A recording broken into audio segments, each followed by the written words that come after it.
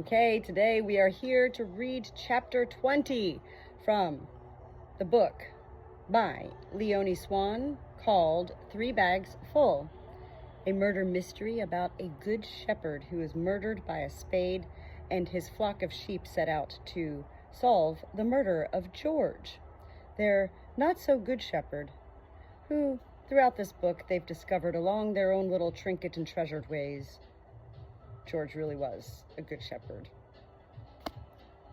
I upload all of these videos, 1 chapter a day, to my social media venues of YouTube at Natalie June York, as well as my TikTok account, NC York 73. They are there for public viewing. I am not here ever for any monetary or financial gain or venues. I'm not here to sell anything.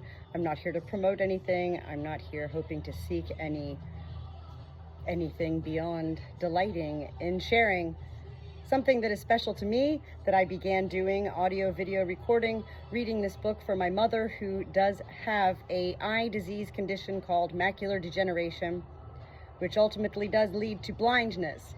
And so my mother is unable to read at this point. She's not blind. My mom's not blind, no way. And she's fine. She's getting around, cruising around life, enjoying life.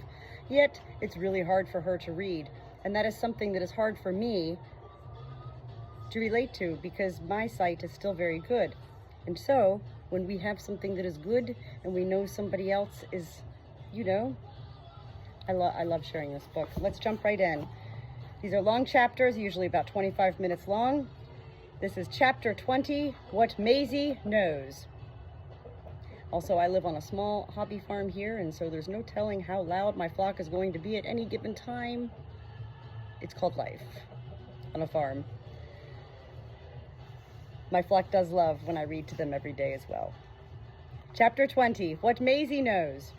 A little later, all the sheep except for Mopple were on their hooves again, still half asleep but in good spirits. Miss Maple was the cleverest sheep in all Glenkill, and now she knew all of it. The sheep would rather just have been told the murderer's name, but Miss Maple didn't seem to know where she would begin. I'd never have thought of it if it hadn't been in the book, she said. What a good thing George said in the last will and testament that she has to read to us. The sheep couldn't make head or tail of this. They were getting worried. Maple really did seem to be very worked up. She'll read aloud to us again, said Cordelia soothingly. She must. It says so in the will, the last will and testament. But we know enough already, said Miss Maple. She read just the right bit out loud. Do you remember what she read to us exactly, I mean? In search of help, the sheep looked at Mopple the whale, but he was sleeping a rock-solid sleep. When Zora nipped his rear, and quite hard, he didn't even twitch his ears. Miss Maple waited patiently until all attempts to wake Mopple had broken up in frustrated bleating. Think about it, she said.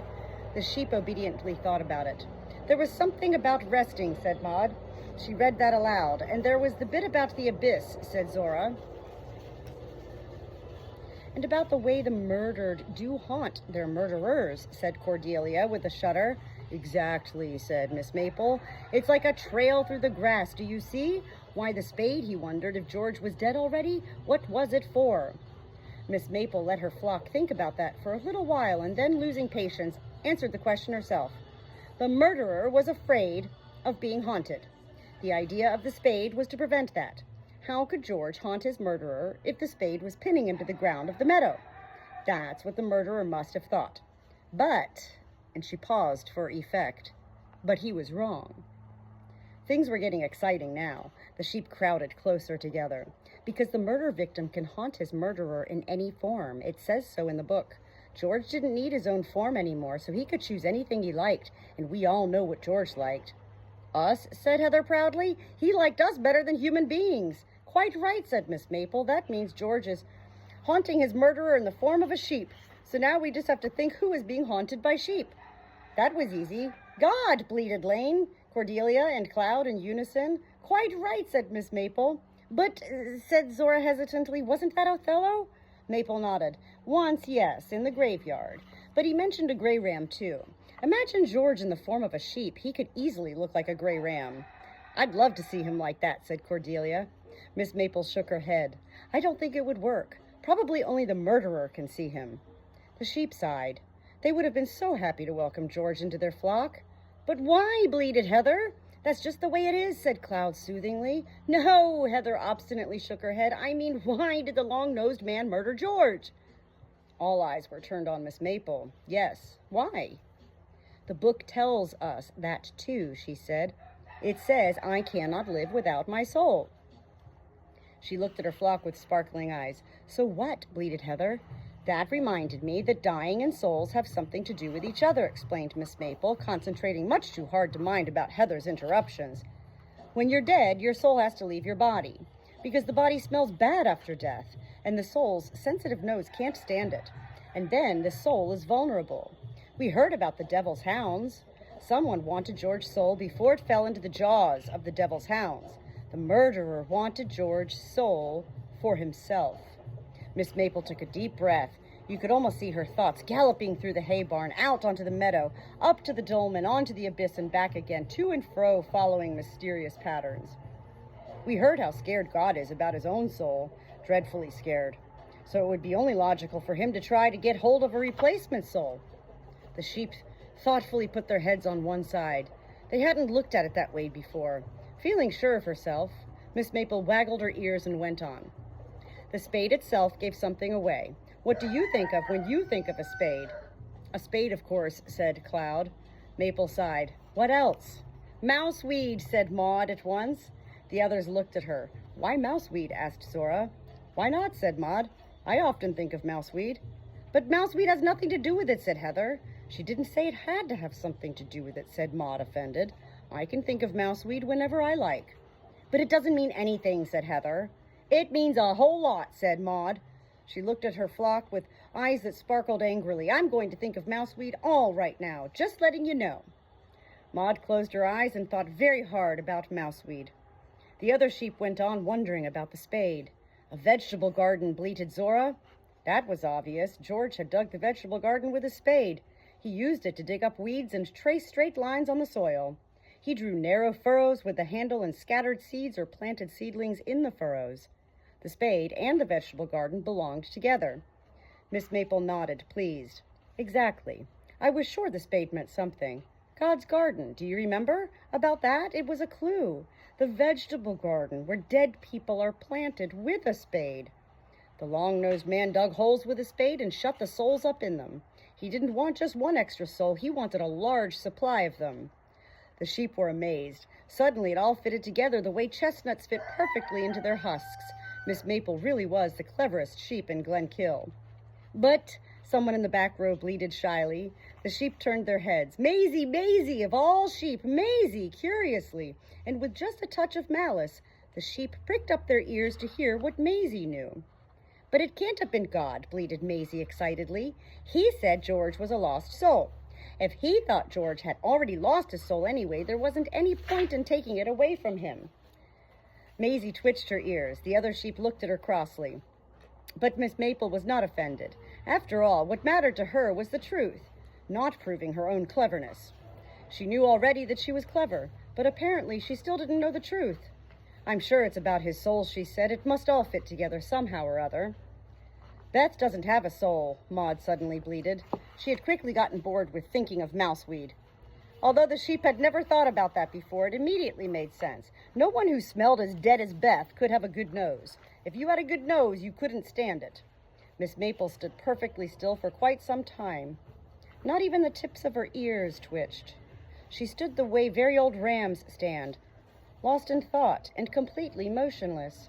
But Beth wanted a soul more than anything, she said at last, because you can't really live without your soul. It says so in the book. Othello raised his head. The other sheep could see from his eyes that he had understood something. She came to George's caravan year after year, Miss Maple went on. She brought him books because she knew George liked books. She hoped George would begin to like her so much that in the end he'd give her his soul. But George didn't do it, said Ramesses. George burned those tract things. Exactly, said Maple. That was clever of him. Then Beth started saying something about good works and how George's soul was in danger. She wanted to take it away with her to somewhere safe where the soul could do good works. She wanted to take it to God? Asked Heather curiously. That was just an excuse, of course, said Miss Maple. Beth wouldn't really have taken the soul to God. She'd have kept it, and George would never have seen it again. But George didn't go along with that, said Lane, relieved. George began working in the vegetable garden, with the spade. That was clever too, said Miss Maple, because that way he could do his own good work. Beth had no excuse for taking his soul away any more. The sheep remembered. Beth had turned up in front of the caravan steps so often, talking about George's soul. They'd always fallen for it, never suspecting anything. Like a fox, said Cordelia, a fox who finds an injured lamb and prowls around it in smaller and smaller circles until it's so weak that it doesn't defend itself any more. But George wasn't weak, said Othello proudly. He kept defending himself. Miss Maple nodded, and Beth kept waiting. Sometime or other, she thought, sometime or other. And then, do you remember what I told you? It's all to do with the spade. I just didn't understand how it all fits together at first. The spade means the vegetable garden. It means that George defended himself. It means that Beth couldn't get at his soul. Miss Maple paused for a moment, but then she found out that George was going away to Europe, taking his soul with him. She'd waited all those years like a spider in its web. She had to do something if her waiting wasn't to have been in vain, and we all know what she did. Impressed, the sheep said nothing except for Zora. But what about the murdered haunting their murderers? Asked Zora. Beth wasn't haunted by a sheep. Maple thought. That's what it looks like, she said after a while, but wasn't really like that. We've even seen Beth being haunted twice with our own eyes. The sheep thought, but for the life of them they couldn't remember anything. And Mopple, the memory sheep, uttered nothing but snoring sounds. You have to remember that we probably can't see the ghostly sheep, said Miss Maple. Only the murderer can get to see it. But we were watching Beth when she saw the ghost, once at that picnic. Remember how Beth looked at the place where George died? She was so scared she couldn't even eat anything. The sheep did remember. Lack of appetite in view of all the delicious things on the brightly colored picnic cloth was an infallible sign that Beth really had been scared. The second time was when Rebecca opened the door of the shepherd's caravan. We were all waiting for something to come out, but Beth saw something come out. They remembered how Beth had stared at the door, wide-eyed with horror. You think? Asked Cloud. Maple nodded. Beth saw George's ghost. She almost gave herself away once. Remember how she said she couldn't live here again until that black sheep had left the flock? What could Beth have against Othello? She must have been talking about George's ghost. This time there could be no doubt about it. Miss Maple had found a watertight solution to the mystery. The sheep, much impressed, were silent. Do you think she got it? Asked Cordelia after a while. Got what? Asked Zora.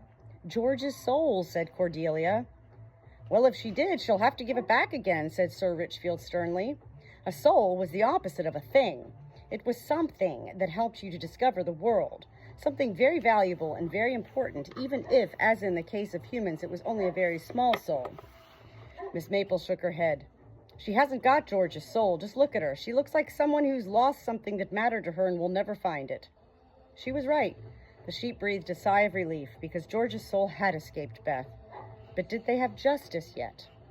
Justice! The winter lamb suddenly bleated into the silence. No one chased him off. Justice, Othello agreed. Justice! Justice! Justice! Bleated all the other sheep. But how? Asked Lane. It's her fault George is dead, said Cloud. It would be justice for her to be dead too. That sounded like good sense. It wouldn't be difficult, said Othello. Maybe we can't do it just the way she did, with poison and a spade, but we could push her off the cliffs, for instance. Not the cliffs, said Zora. But she said she wasn't afraid of death, bleated Heather. Remember, she kept saying so, and we want her to be afraid. The sheep bleated. They wanted Beth to be afraid. That would be justice. These last few days, they had been afraid of the terrible things happening in the meadow. We could pretend to be ill again, suggested Cordelia. It worked well with Gabrielle.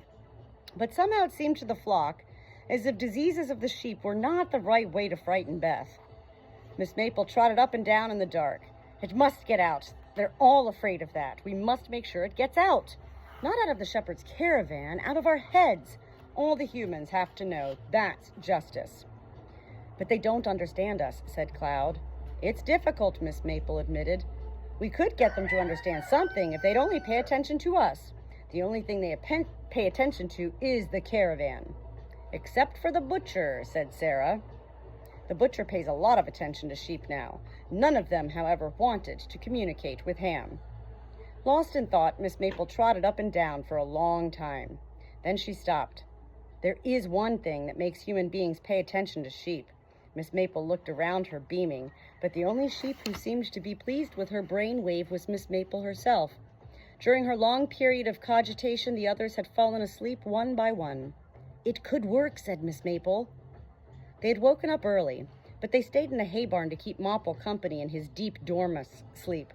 The morning sun fell through holes and cracks, painting shimmering golden signs on the sheep's backs. They were in good spirits. If they're looking for that smartest sheep, they're sure to be watching sheep closely. They liked the idea. Secretly, they had always been interested in the smartest sheep in Glenkill contest. There were rumors that the sheep who took part were fed shamrock and apples and admired by all the human beings. George had never let them join in. "That's all I need," he said once, when the conversation got around to the contest. "Those drunks on the jury sitting in judgment on my clever sheep?" Now George was dead and couldn't tell them what to do anymore. "We'll do it," said Sir Richfield. His eyes were sparkling as he looked forward to some action. "But how?" asked Cloud. They put together all they'd heard about the smartest sheep in Glenkill contest. "It's total rubbish," said Maud. "It's a tourist trap for when there's nothing else on offer," said Heather. "It's in the Mad Boar," said Sarah. That was a start anyway. The sheep knew the pub from their expeditions to the other pasture. They noticed the Mad Boar every time they passed because of the smell of whiskey and beer, and also because of the eyes that inevitably popped up on the other side of the windows, watching George until he and his sheep had disappeared around the bend in the main road. "We'll just go along," said Zora boldly. "The others must get in somehow or other." The others! Other sheep! The whole place would be full of sheep, very clever sheep. They could learn a lot from those sheep. Perhaps they'd all join up into a particularly large and intelligent flock afterwards. Sarah waggled her ears happily. Zora took deep, appreciative breaths of the cool morning air, and Cloud lay down on the straw with a contented sigh. "But when is it?" asked Lane. They knew that the contest took place only once a year, and a year was a long time from one winter till the next. "The day after tomorrow," said Mopple. Mopple the whale had woken up again and was looking at them bright-eyed. "How can you know?" asked Heather. "Gabrielle said so to the butcher when the butcher was trying to warn him about us," said Mopple. "The day after tomorrow, then. 2 sleeps, and it would be the day of the contest. Not much time to prepare." Only Miss Maple looked skeptically at Mopple. "But we've already slept once since then. It's not the day after tomorrow anymore, it's tomorrow." "The day after tomorrow," Mopple obstinately repeated. "It's changed," Miss Mopple explained. "It changed in our sleep. It's only tomorrow now."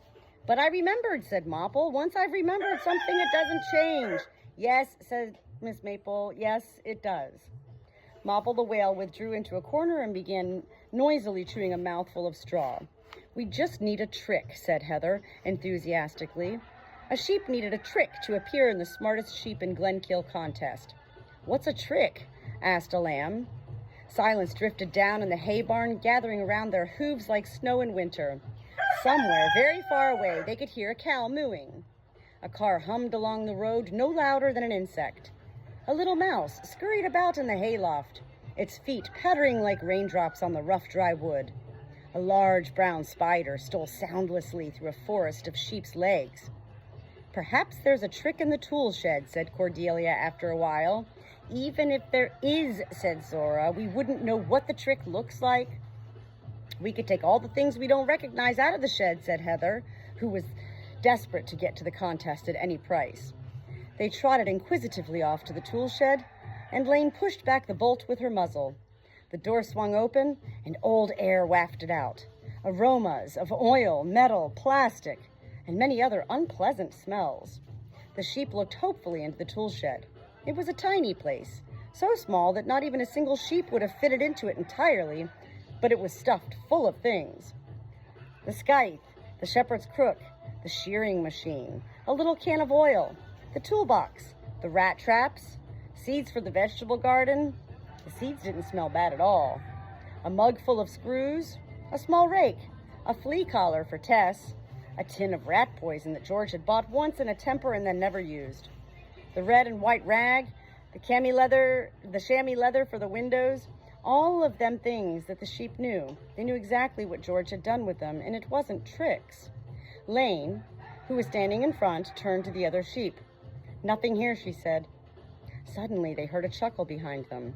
Melmoth. It was as if he had suddenly turned into a completely different animal. He was standing on his hind legs, marching up and down like a two legs. His movements were awkward, strange, pointless, and wrong. "What's that?" breathed Cordelia. "That," said Othello, who had gotten up on his own hind legs too, "is a trick." When the sun was high in the sky and Rebecca came groping her way out of the shepherd's caravan barefoot to stretch like a cat, the sheep were still discussing the matter. Nothing they could do seemed to be a trick. Grazing, running, sitting on a rocky ledge, jumping, thinking, remembering, eating. None of those were tricks. "What about listening?" asked Heather. Othello shook his head impatiently. "It has to be totally pointless," he explained for the 100th time. "Pointless and obvious, like walking on your hind legs, or holding a cloth between your teeth and waving it, or rolling a ball." "Why would a sheep want to roll a ball?" asked Maud. "See what I mean?" said Othello. "They think sheep are smart because they do pointless things?" Cloud flapped her ears incredulously. Othello snorted. "We don't have to understand it. We just have to know about it." Melmoth nodded approvingly. "We don't have a ball," said Lane, who is a very pragmatic sheep. "I don't think we know any tricks," said Zora calmly. "Luckily." Some of the sheep hung their heads, but Miss Maple wasn't to be discouraged. "That doesn't matter," she said. "We only want them to pay attention to us. We don't want to win." "I do," said Heather. Miss Maple ignored her. "If we can get in there, they'll pay attention to us, and then perhaps we can get them to understand." "Understand what?" asked Maud. "That Beth killed him with poison, and then she still wasn't happy. She wanted his soul, too, and she stuck the spade in him so that his ghost wouldn't haunt her," Ramesses explained. "They'll never understand all that," groaned Mopple. "Make it simpler," said Miss Maple. "That Beth is George's murderer, first with poison, then with the spade," said Heather. "Simpler still," said Miss Maple. "Beth, murderer, George," said Zora, feeling unnerved. "That's it," said Miss Maple. "If we're very lucky, they might understand that." The sheep looked at each other. 3 words, such simple words, and it would be difficult to make human beings understand them. They looked round to Miss Maple for help, but she had disappeared. Instead, the sheep heard strange scratching noises from one corner of the hay barn. A moment later, Miss Maple was back among them again, with a grubby nose and the butcher's thing between her teeth. Miss Maple had a plan. And there we have it, Chapter 20. Miss Maple had a plan. That's how we're going to end Chapter 20 today of this most fun murder mystery novel by Leonie Swann. 3 bags full. Look, we're almost done. Just this much more left. I set out to read 1 chapter a day. Today I read chapter 20, so that was 20 days ago, almost 3 weeks ago. And I have been reading a chapter a day and uploading it each day to my social media with all and full intent purposes of merely sharing Good Shepherd novel from one Good Shepherd to another. I'll see you tomorrow for chapter 21. Thank you for anybody who's joined in.